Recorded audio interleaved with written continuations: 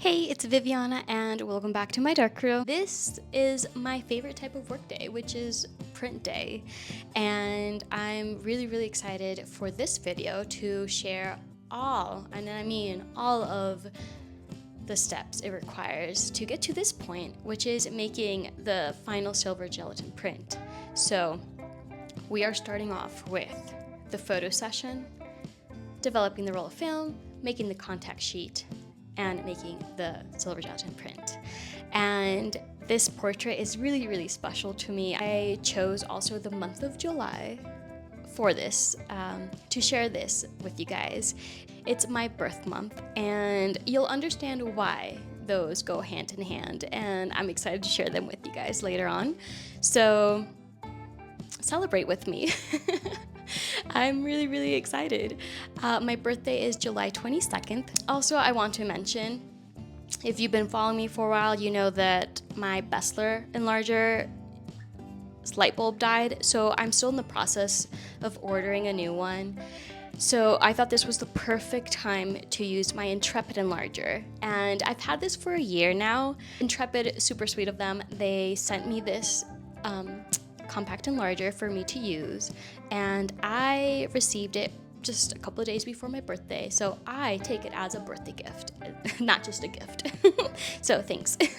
And although this video will not be focused on the enlarger itself, I'm just mentioning that I'm using it instead of my Bestler because of that. But I don't want you to think that I don't like using the Intrepid. I do.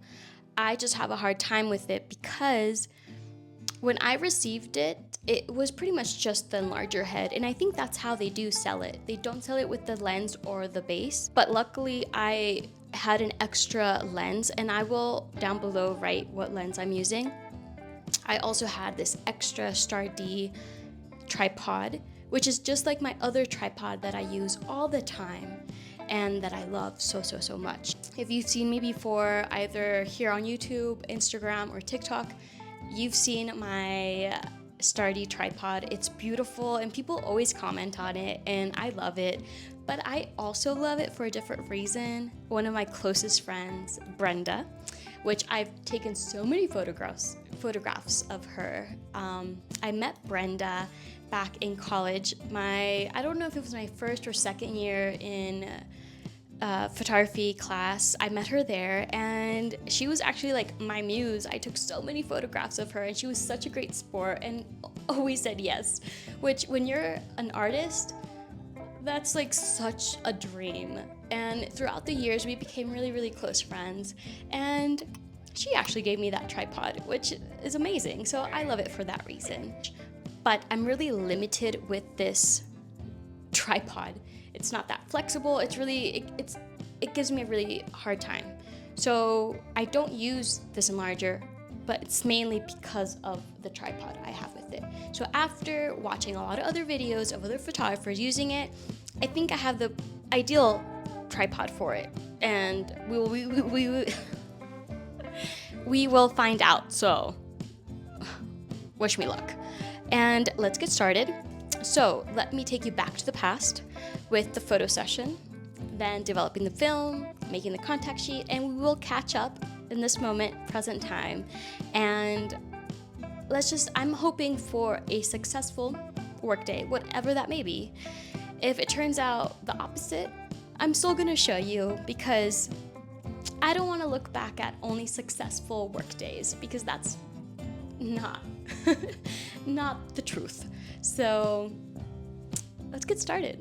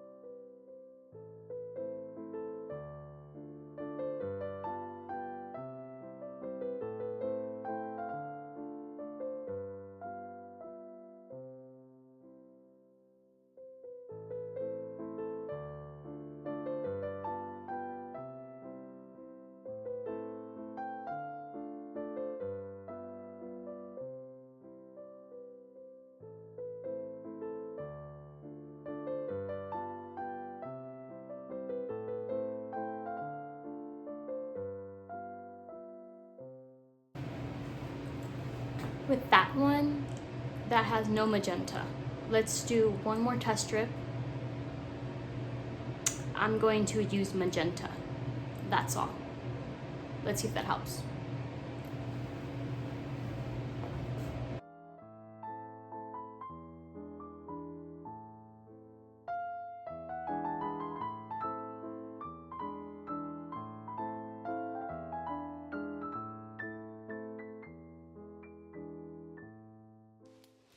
Okay, so this is the second test strip. Now, I mentioned magenta earlier, right? And for this clip, I did decide to turn off all my fans and actually use the microphone.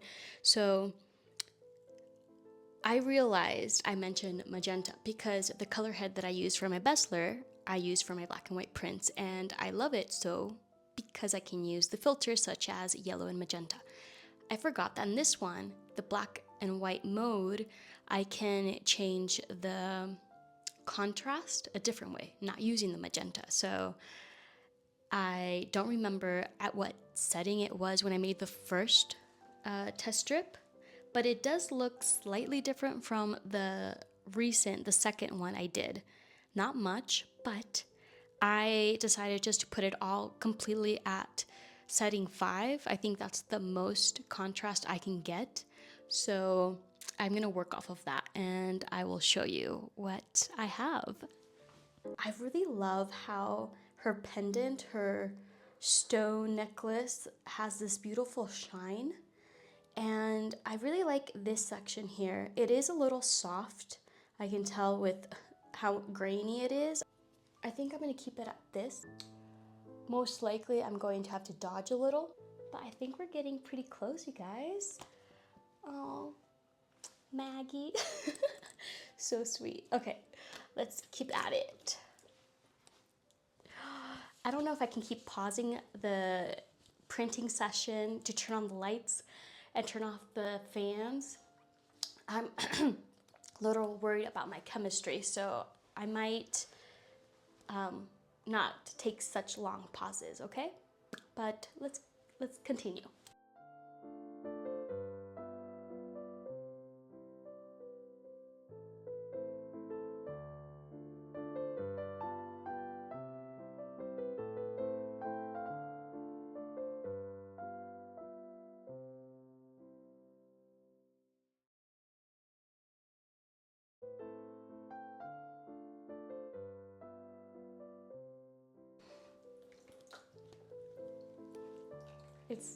It's pretty cute. I like this a lot. Forgot to mention, there's a little light leak.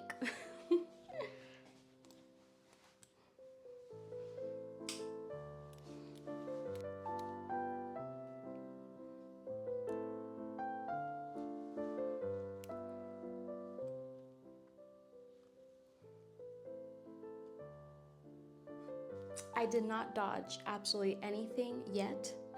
I'm not sure if it needs.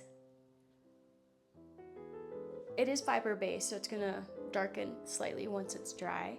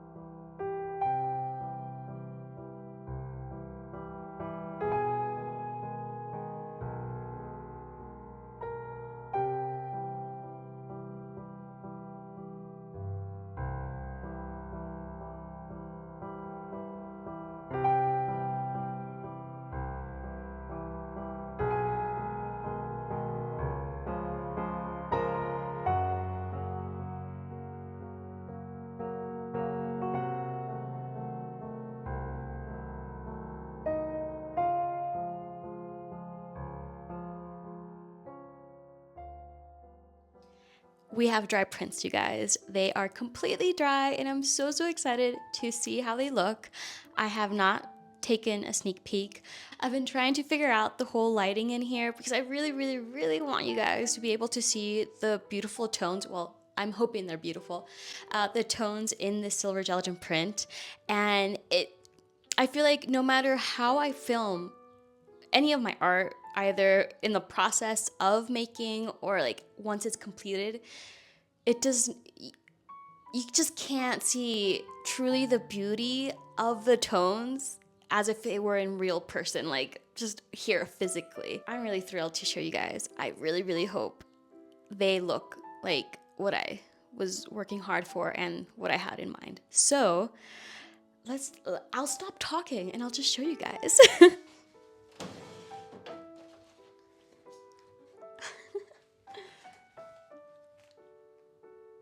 Oh my gosh.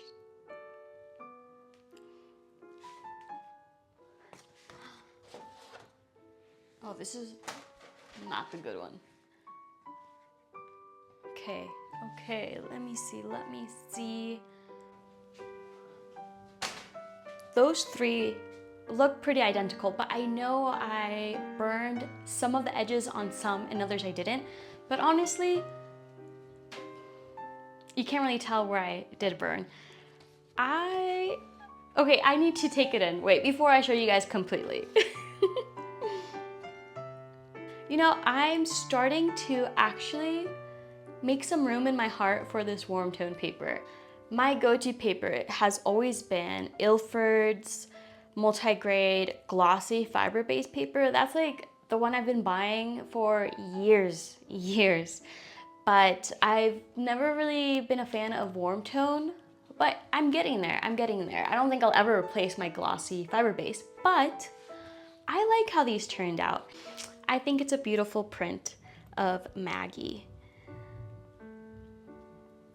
I really like the shine of her pendant. I was worried about her clothing because I didn't dodge any of that, and I didn't really know how much darker it was gonna get later on. Also, I was worried about her face, if it was gonna be too dark. In one of them, I did dodge her face just slightly, and it was lighter, but I missed the shadows of her wrinkles, and that's why I decided not to dodge her face, which I think that was a good choice. Let me see if I can find the one where I did dodge her face. Okay, I know which one. And this has never happened to me before. So this one was really weird. You see her face is lighter, but I don't know if you see these two lines. I thought that was totally bizarre. I thought something happened with the paper or developing it in the tray. I don't know. But I think I know what happened, which has never happened to me before. And let me show you. So this is the tool I used to dodge her face. I think I must have stayed in this position for too long because those two lines must be from this. I mean, I seriously don't know what else. So yeah, this photo is ruined because of that. But you can see that her face is lighter. And I was worried at the time that it was too light. But it did get darker, and it actually doesn't look bad. The one with no dodging, it might be a little too dark because her eyes get lost, you know?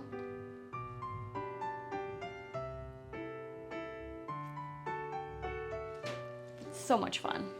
So much fun.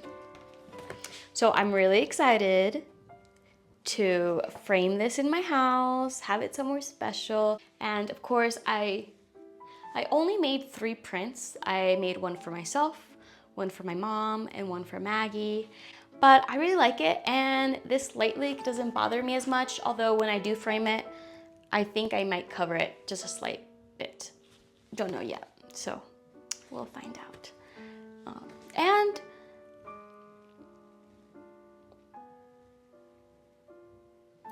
I thought I didn't have to spot, but I think there's 2 little spots I can retouch in the corner. But you know what? That's for another day. That's for another day. So thank you so much for being here with me.